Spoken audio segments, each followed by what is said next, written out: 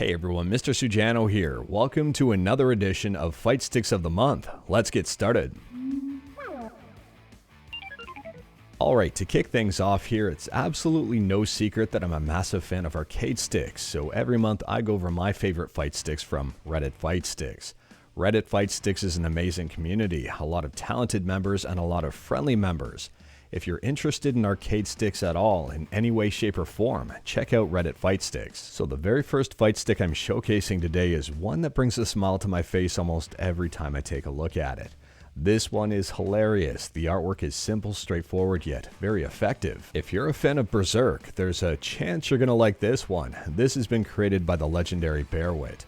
I love the manga artwork in the background, how it bleeds through the buttons. And I also like the slight infusion of color. It makes things pop. Taking a look at this from a different angle, we can see those blue buttons on the front of this that kind of tie in with everything, and the custom braided cable. And of course, the most beautiful part about this stick, I would argue, is the inside. We even have color coordinated cable sleeves on this one and an incredibly clean wiring. It all wraps up into a Brook PCB, and we've also got a color-coordinated cover. This is nice. Now, if that stick wasn't loud enough for you, maybe this Barba Blanca stick will be. This stick is incredibly loud, and they went with transparent buttons to continue on the artwork through them. Overall, I like the looks of this stick, and one of the most impressive parts about it is the inside. Take a look at how clean that wiring is overall. Now, if that stick was too loud and you wanted something a little bit more quiet, or a lot more quiet, check out this person's first all-button build. I love how it turned out. It's nice, it's clean. And they said they didn't have the time or the money for a hitbox, so they built their own. And that's one amazing thing that I love about this community. Where there's a will, there's a way, and sometimes, more often than not, the results are great. And speaking about first-time builds, here's another one, and I also think this one turned out very well. I like the little touch of Chun-Li here as the jump button. Next up, we have this absolutely gorgeous Capcom vs. SNK 2 stick, and this one is kind of a shoo-in considering I'm a massive fan of the game. CVS 2 is one of my favorite games of all time. Anyways, here, this one turned out great, and I like the choice in team on the side. It was a nice touch to include them. If we take a look at the front of this stick, we have some song lyrics that are probably going to be stuck in my head for the duration of this video. In fact, I know they'll be stuck in my head because they're already there, so thanks for that. And if we take a look at the bottom, it's also awesome. This stick is absolutely gorgeous. Great job on it. But moving on, and we've got someone else's first time stick here. This one is custom. It's called the Hotbox.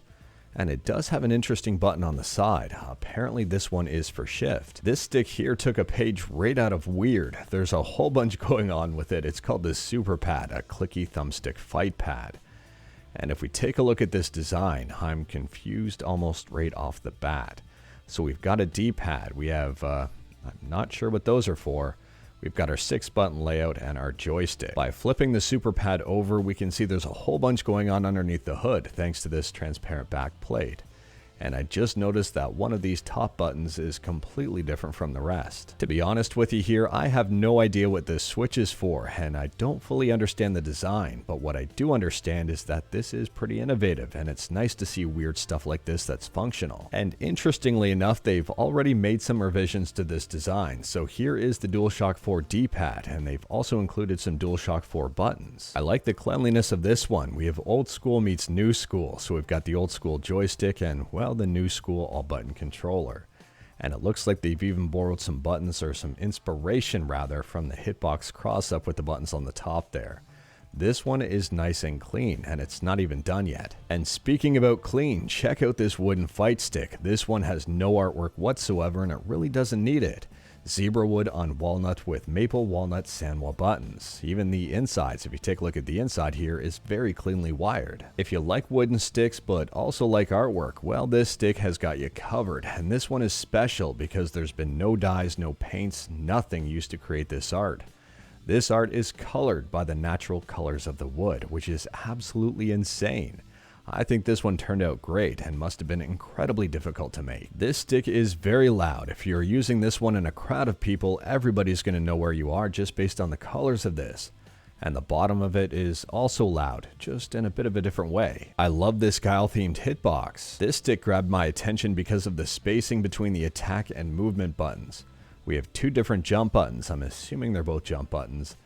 And I think this one might be very comfortable to use. The wiring on this one is also pretty clean. If you're a fan of cyberpunk edge runners, let me know your thoughts about this stick. I like the artwork on it. It's very loud. And you turn this thing around and it gets louder on each side. This stick is very expressive. Do you like Hollow Knight? I know I do, and I think this stick is absolutely suited perfectly for the game.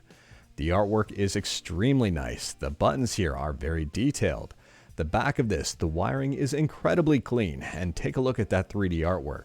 They've got artwork on the bottom of the top panel and it continues on the bottom of the bottom panel. It's a nice 3D effect. But maybe Hollow Knight's not your thing and maybe you like Persona 3 instead. If you do, you might really like this stick. The artwork on this one is great, and this one is done by Bearwood again.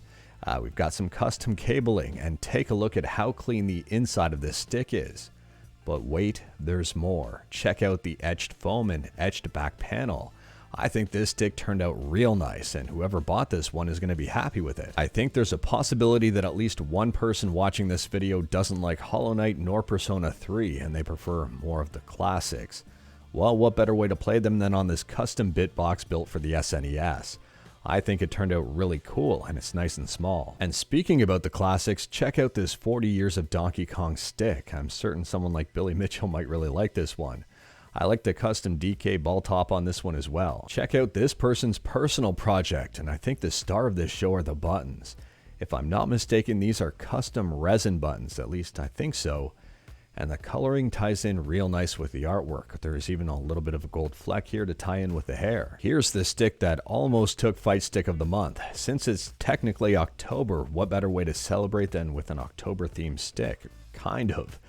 Anyways, the theme on this one is very good. The choice in ball top location in relation to the art, very good.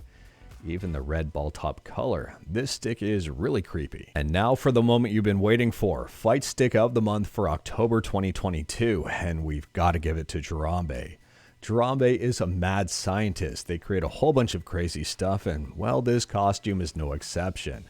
Jarambe has effectively turned themselves into an arcade cabinet. So if I pause the video to break this down a little bit, we can see this whole setup is powered by a Steam Deck. It's got LEDs built into it, it's got buttons on the side, and the arcade stick on the front is playable, it's fully usable. Would it be weird and creepy to go up to this arcade cabinet and play a few rounds? Absolutely yes, especially if Jarambe was wearing it. So congratulations to your Fight Stick of the Month, Jarambe. I think this is the first time ever that a Fight Stick of the Month has been awarded to a person as opposed to an object. But anyways, that is all I've got for you in this one. Straight to the point. All stuff and no fluff. Well, maybe a little bit of fluff. Let me know your thoughts about Fight Sticks of the Month in the comments below, and go check out Reddit Fightsticks. If you like this video, leave a like. If you didn't like this video, leave a like.